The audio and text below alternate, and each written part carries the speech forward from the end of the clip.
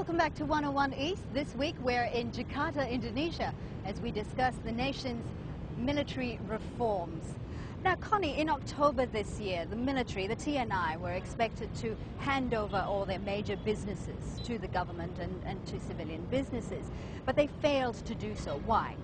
Because when we are talking about the business of TNI, no one can answer exactly how much is that and who's doing the wrong things. Because from the TNI, after the 2003, everything's already been settled and done.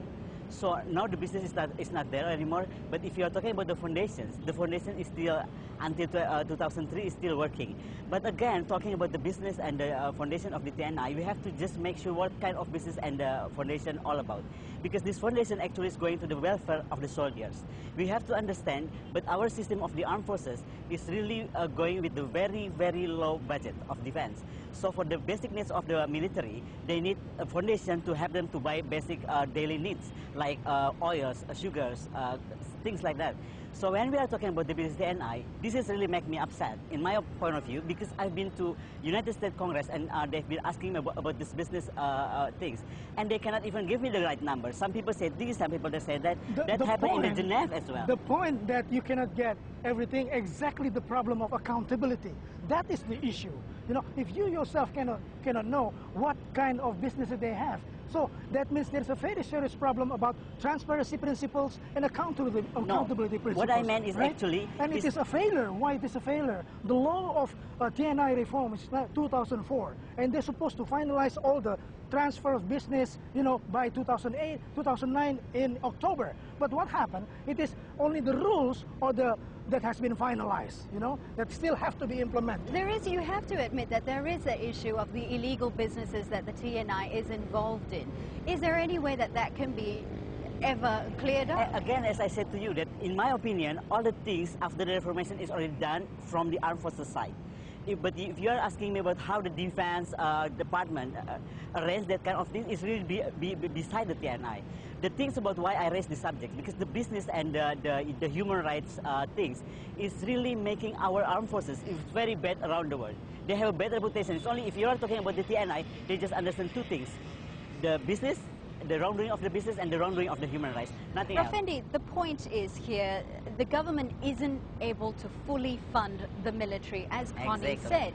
So isn't it fair then for the businesses to remain within the military for themselves to fund themselves? That is exactly the myth. The myth about that kind of argument, that because the state cannot fund the military, then it is, how do you call that, it's the freedom. If we should give a liberty for the military, the TNI, to find their own business.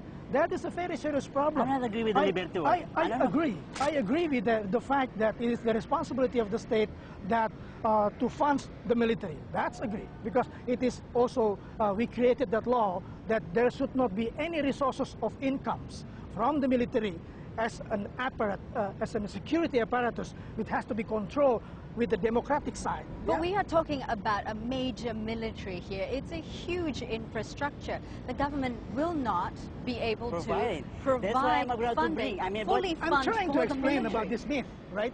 When you're talking about, Connie has already raised about the problem of, it's not sure which business you are talking about. So there is a very serious problem about accountability and transparency. The first thing we have to examine is actually how this available budget has been used, and how the military has been able to run the organizations from different sources of income. No, the problem is with the business of the TNI. This is what I said. This is the problem, because when people say about the business, they're really looking to the small things, which is affecting the big things. Actually, small things like illegal logging in Papua. See, is that this what is you're what I'm going about? to say to you. I mean, if the personnel or the individuals in the TNI, I didn't say that some people do not do that, but some maybe do this. But do not blame all the armed forces. It's like what I said before. When you are talking about the security sector reform, we have to talk about the civilian sector reform. Let me finish my sentence first. Yeah. Because when we are going to professionalizing our military, but at the same time the government cannot provide the things, who's going to provide this? And again, this 0.65% of the defense budget from the GDP is only provided for the welfare. And what kind of welfare is it we are talking about? We are talking about the welfare of the personnel of the military. It's only for the past several years. But how about the equipment? Talking about the military is talking about equipments, infrastructure, logistics, even all the system of the organization. But we're also talking about a military mindset that's been so ingrained, with not only just within the military, but also within the society itself.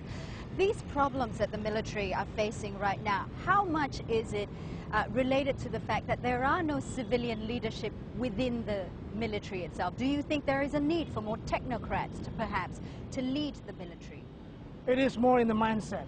So that's a problem which actually Connie has said. When even we have now civilians, but if that civilian still maintaining the mindset and the legacy that we still need, a support, a very concrete support from the military, I don't feel comfortable to run an organization or to run a governance, without the support of military. That is a big problem. So it is not the question of changing a civilian, but it is changing the mindset itself, right?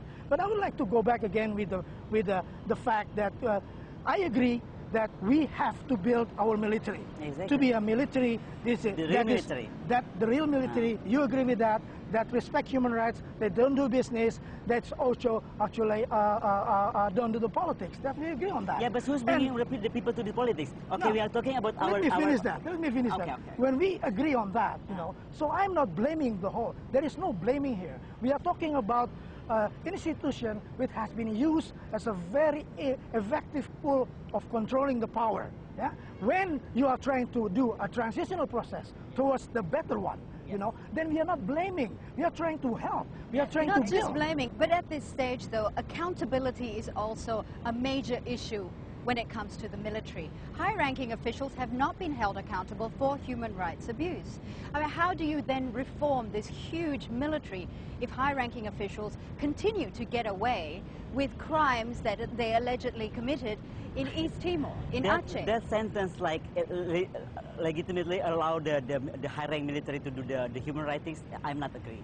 Because we have to understand how the armed forces is working. The armed forces or the military works because of the political decisions.